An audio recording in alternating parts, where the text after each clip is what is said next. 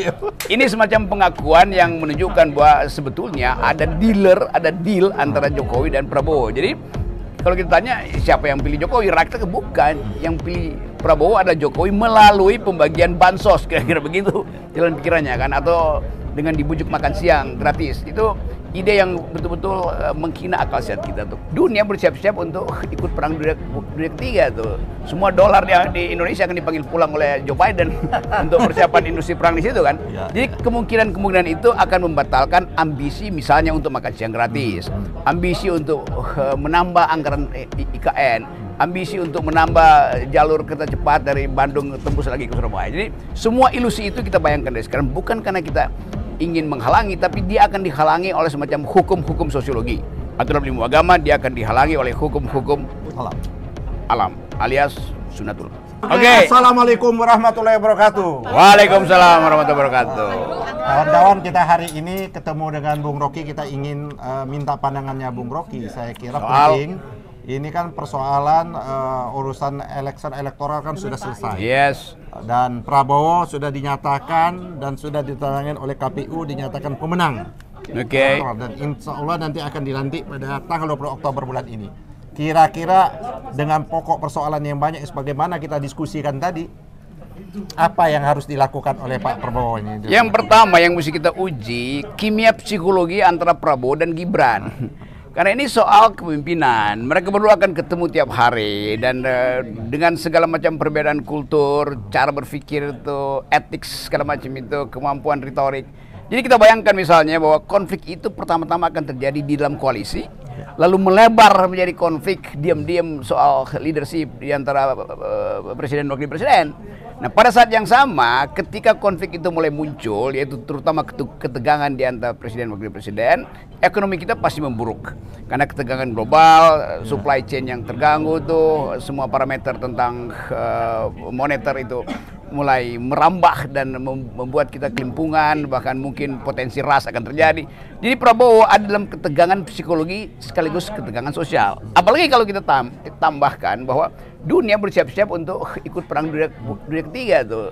Semua dolar yang di Indonesia akan dipanggil pulang oleh Joe Biden untuk persiapan industri perang di situ kan. Jadi kemungkinan itu akan membatalkan ambisi misalnya untuk makan siang gratis, ambisi untuk menambah anggaran IKN, ambisi untuk menambah jalur kereta cepat dari Bandung tembus lagi ke Surabaya. Jadi semua ilusi itu kita bayangkan dari sekarang, bukan karena kita ingin menghalangi, tapi dia akan dihalangi oleh semacam hukum-hukum sosiologi. Aturan ilmu agama dia akan dihalangi oleh hukum-hukum alam alias sunatullah. Jadi kalau begitu bisa apakah dapat disimpulkan sesungguhnya beban yang terberat oleh Pak Prabowo itu sesungguhnya ada pada Gibran? Ya, itu di depan situ tuh ada mawar, coba di short mawar itu. Dan ada lagu bunyinya Every Rose Has Its Thorn. Itu lagu dari Poison dulu. Semua mawar ada durinya. Kita tanya sekarang, yang wangi itu adalah Prabowo karena dianggap oke, dia jujur untuk menyelamatkan Indonesia berkali-kali. Tapi ada duri di situ, yaitu Gibran. Atau sebaliknya, Prabowo adalah duri bagi dinasti Jokowi nanti. Karena kalau misalnya soal-soal politik hari ini membuat ekonomi gagal, masyarakat kemudian lakukan social unrest, itu artinya yang harus bertanggung jawab adalah Jokowi. Tapi saya dengar kemarin Prabowo bilang bahwa dia sudah dipersiapkan oleh Jokowi sejak lama tuh. Saya baru mau nanya yang itu terakhir.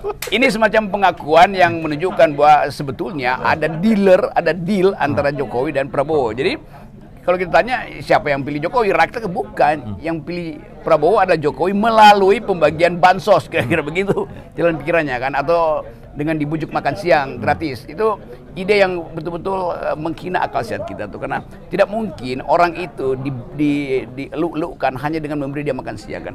Kita mesti beri dia pikiran, bukan sekedar karbohidrat, tapi juga protein dan kemampuan konseptual. Nah, itu yang saya kira akan kelabakan nanti. Karena masyarakat sipil, buruh terutama akan tetap menuntut keadilan dan kemerdekaan berpikir.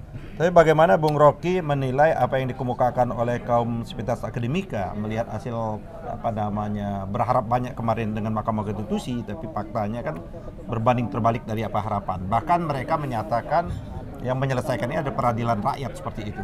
Iya, memang sebetulnya itu akhirnya kan. Jadi kalau lembaga-lembaga formal mengalami yang disebut oleh Huntington political decay, pembusukan politik, Kan yang membusuk terakhir adalah akar konstitusi kita di Mahkamah Konstitusi itu. Sebelumnya daunnya membusuk, itu Paman Usman, dia sebagai daun, tapi sekarang akarnya membusuk. Maka saya gembira sebetulnya pembusukan itu total, supaya bisa ditumbuhkan bibit-bibit baru tuh.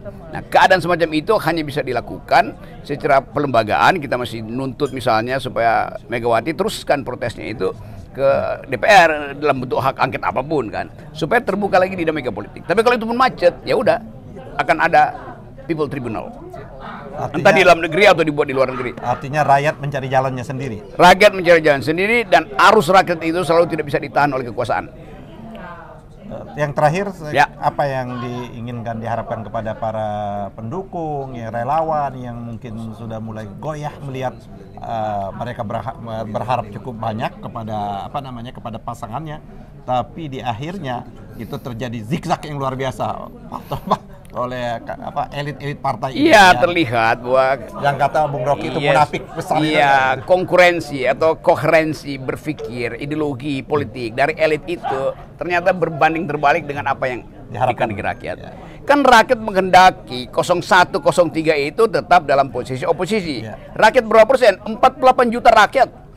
Kan Prabowo dapat 58 juta tuh, 58%. Jadi itu angka konservatif itu ya. Yes, berarti ada 48% rakyat Indonesia menghendaki partai Nasdem, partai PKB, partai PKS, partai PDIP untuk membackup suara rakyat. Sekarang 3-4 orang elit mengatakan kami mau bergabung. Bagaimana logikanya tuh? Kalau seluruh rakyat menghendaki tapi elit mau bergabung. Jadi memang kelihatan bahwa kita masih dangkal dan berpikir. Untung sekali Pengadilan Jakarta Selatan kemarin itu memutuskan bahwa kepentingan publik itu bisa diucapkan dengan cara yang bahkan menghina presiden. Dan itu kesempatan kita untuk meneruskan. Dan saya berterima kasih pada lawyer-lawyer yang membela saya, termasuk Egy Sujana yang secara vokal mengatakan bahwa tidak ada di dunia ini pikiran itu dikendalikan oleh kekuasaan tuh. Dan dalil Egy Sujana memperkuat putusan hakim yang membebaskan saya dari tuntutan orang gila yang namanya David Tobing. Artinya kawan-kawan, kata-kata bajingan tolol yang diadreskan sah untuk diucapkan, sah dan legal dan tidak jadi masalah hukum. Terima kasih. Ya. Sampai jumpa lagi. Okay. Selamat sore. Assalamualaikum warahmatullahi wabarakatuh. Mantap deh. Hah? Oke. Brother, dugaannya serasi nggak Jokowi sama si Gibran? Itu kayak Kimianya tadi. Iya, itu kayak kimia otak tuh mendengkul.